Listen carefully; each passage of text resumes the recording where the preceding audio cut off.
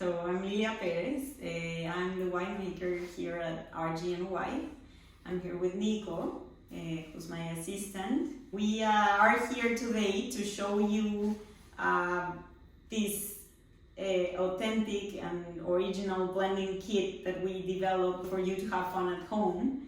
This is 4 grape varieties that fit very good blended together. It's called a Bordeaux blend if you use those 4. And we are here with the mat that explains how you can go through the whole process. And then you have here a guide that shows you step by step how to follow into tasting each wine separately and how you can blend them at the end to do the perfect blend, where you can put in this empty bottle at the end. And then from there, we'll kind of then go over step by step on how we actually do the blending. Both here on site, we do these blending sessions, and then for you guys at home as well. Yes. The major thing, obviously, is to taste your wines, because wine is all about its flavor.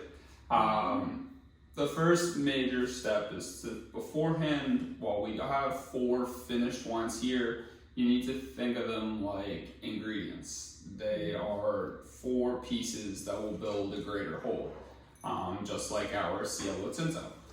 Our Scielo Tinto uses these exact 4 grapes, but in a specific, ratio, and that you may or may not follow, and you may choose something completely different.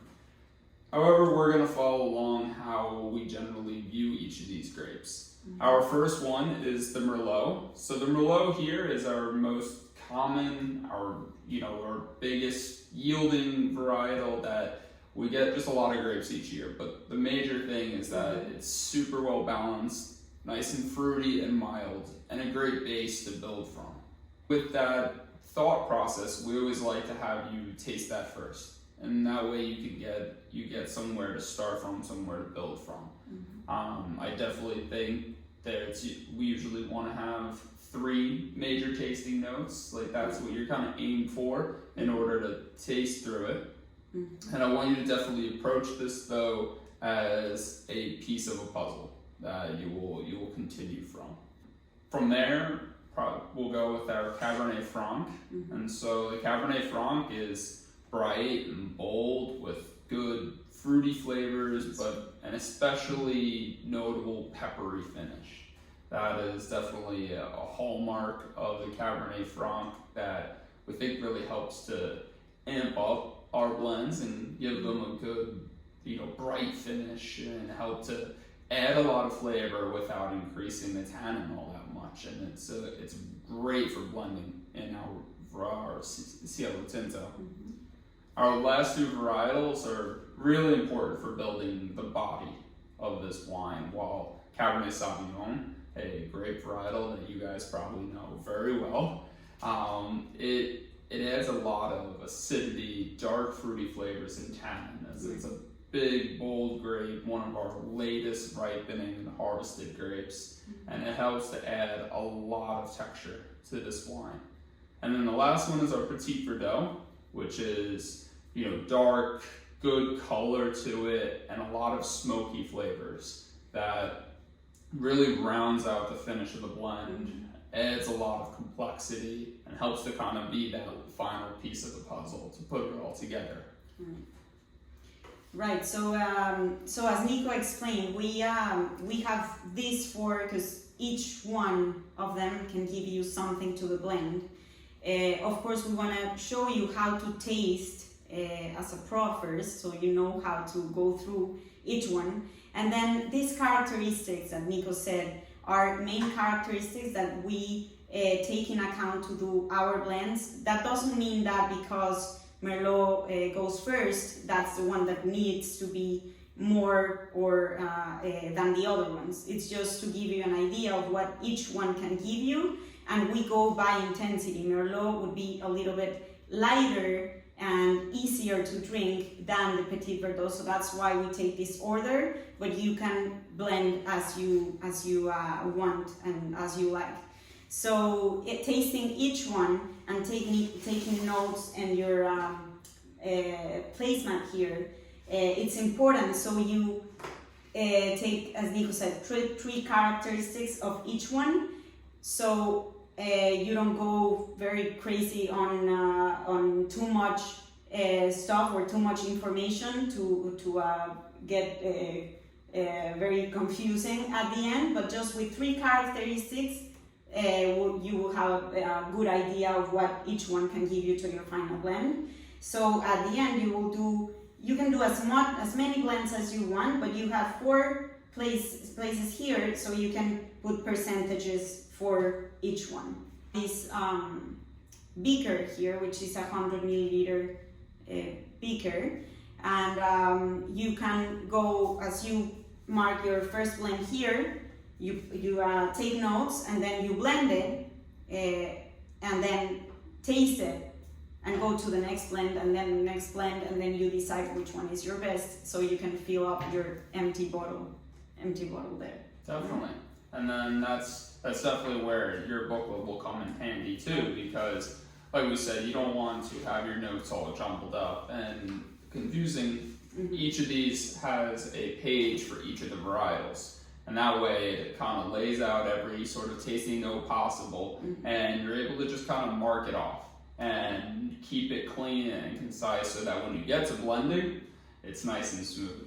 Right. And we definitely, we always recommend doing multiple blends, and that's because not every blend is gonna work the way you think it's gonna work. Mm-hmm. And I always tell people, your first blend is never your favorite blend, just because like everything else we do, the first time you do something, you have these preconceived notions beforehand on how it's gonna turn out. Right. And that's not always the case. You taste it and it's like, this may need a little bit more spiciness to exactly. it or something. Throw a little more saffron. That's the fun part.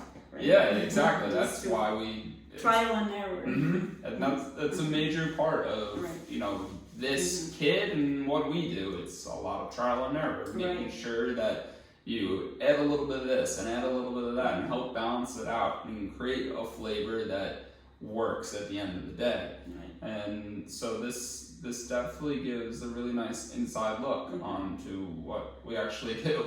Yeah, and that's why we put this example in the kit. This is the Scielo Tinto 2018. It's got the 4 grape varieties there.